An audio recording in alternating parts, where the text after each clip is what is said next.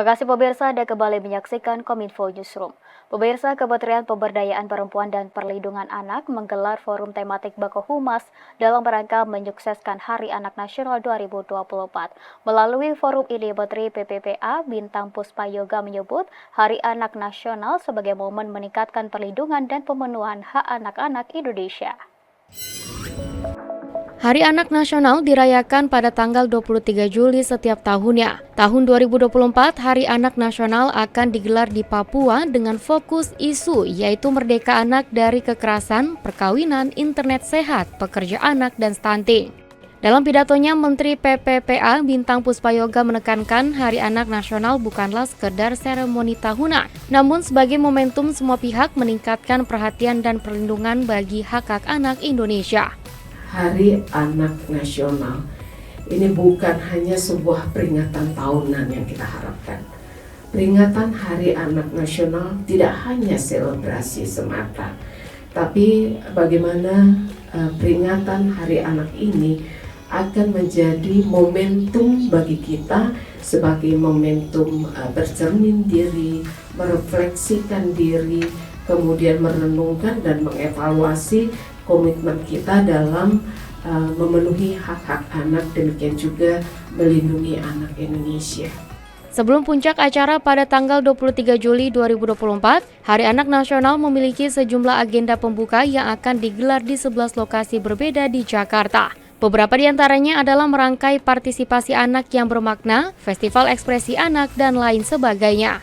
Kesuksesan acara Hari Anak Nasional disebut Menteri PPPA harus didukung oleh berbagai pihak, termasuk oleh Forum Bako Humas Kementerian Lembaga.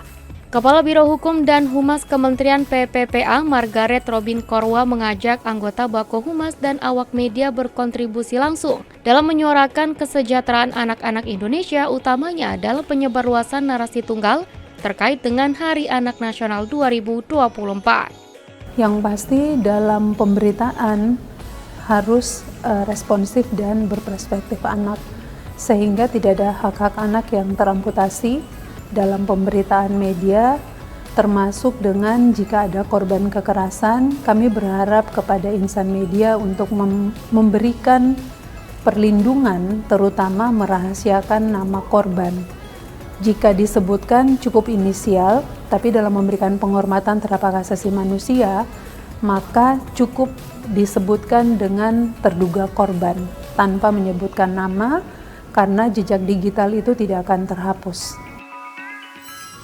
Beralih ke informasi lainnya pemirsa, Menteri Agraria dan Tata Ruang Kepala Badan Pertanahan Nasional Agus Harimurti Yudhoyono mengatakan aturan mengenai hak guna usaha untuk lahan di Ibu Kota Nusantara sampai 190 tahun merupakan langkah strategis untuk mempercepat pembangunan di IKN sekaligus memberikan kepastian bagi investor untuk berinvestasi di IKN.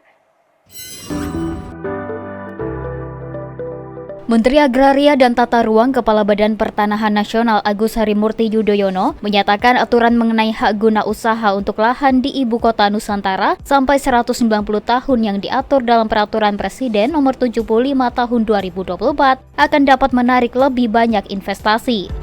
AHY menilai dalam pasal 9 berbunyi, pemberian hak guna usaha bagi investor hampir 2 abad atau dalam jangka waktu hingga 95 tahun yang bisa diperpanjang dalam 2 kali siklus. Selain HGU, dalam Perpres tersebut juga memberikan hak guna bangunan untuk jangka waktu paling lama 80 tahun melalui satu siklus pertama dan dapat dilakukan pemberian kembali melalui satu siklus kedua dengan jangka waktu paling lama 80 tahun berdasarkan kriteria dan tahapan evaluasi. Menurut AHY, durasi tersebut memungkinkan para investor untuk membangun keberlanjutan investasi mereka di IKN. AHY juga mengatakan pemberian HGB dalam jangka waktu tertentu juga terjadi di negara lain yang memindahkan ibu kota negaranya.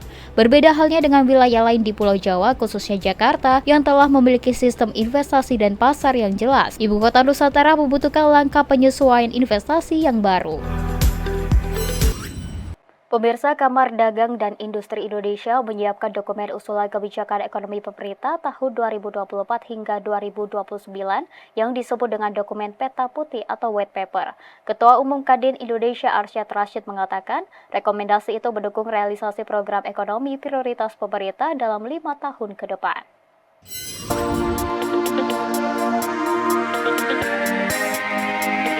Sebagai mitra strategis pemerintah di bidang perekonomian serta induk organisasi yang mewadahi dunia usaha, Kamar Dagang dan Industri Indonesia selalu memberikan inisiatif-inisiatif untuk mendorong perkembangan ekonomi Indonesia ke arah yang lebih baik. Ketua Umum Kadin Indonesia Arsyad Rashid mengungkapkan saat ini pihaknya tengah menyiapkan white paper atau peta putih berisi usulan para pelaku usaha dan akademisi dalam kebijakan ekonomi serta realisasi program prioritas pemerintah 5 tahun ke depan. White paper ini menginkorporasi masukan-masukan Kadin di daerah-daerah dan asosiasi di berbagai sektor. Dokumen ini juga memuat masukan dari Chamber of Commerce International, perusahaan-perusahaan asing yang telah berinvestasi di Indonesia, dan para pemangku kepentingan lainnya. Kenapa penting sekali?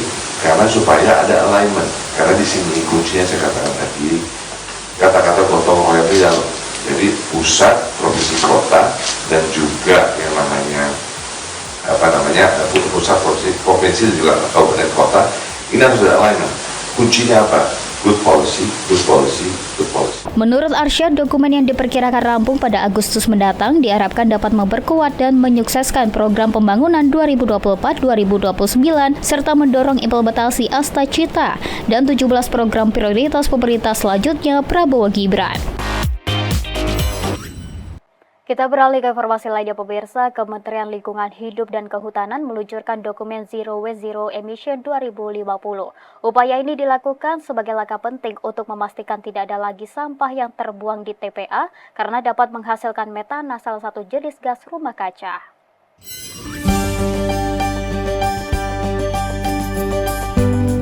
Kementerian Lingkungan Hidup dan Kehutanan menargetkan sektor limbah dan sampah tidak akan lagi menyumbang emisi pada tahun 2050 dengan peluncuran dokumen Zero Waste Zero Emission 2050 di Jakarta Selasa 16 Juli 2024. Menteri Lingkungan Hidup dan Kehutanan Siti Nurbaya dalam rapat koordinasi nasional pengelolaan sampah, limbah dan bahan berbahaya dan beracun mengingatkan bahwa pengelolaan sampah dan limbah merupakan salah satu dari 5 sumber utama dalam upaya pemerintah untuk menurunkan emisi gas rumah kaca sesuai dengan target yang tertuang di dokumen Iklim Enhanced Nationally Determined Contribution. Tidak hanya itu, persoalan sampah juga menjadi isu keseharian bagi masyarakat. Apabila tidak dikelola dengan baik, maka akan berdampak pada kesehatan lingkungan hingga masyarakat sekitar. Untuk itu, Siti Nurbaya pun mengimbau kepada seluruh pemangku kepentingan agar mengawal kemajuan baru dalam pengelolaan sampah dan limbah dengan tujuan akhir dapat menurunkan emisi gas rumah kaca. Dokumen Indonesia Zero Waste Zero Emission 2050 merupakan dokumen yang menguraikan pendekatan strategis dari sektor limbah untuk mencapai nol limbah di tahun 2040 sehingga mendekati target nol emisi dapat dicapai pada tahun 2050. Melalui beragam aksi mitigasi yang dijabarkan dalam dokumen tersebut, emisi puncak dari sektor limbah akan terjadi di tahun 2030 yaitu sebesar 217 juta ton CO2.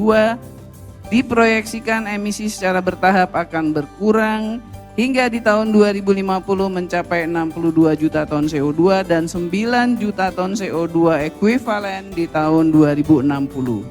Dalam upaya itu, dikembangkan strategi dengan prinsip-prinsip konstruktif, inklusif, modalitas, dan berkompeten.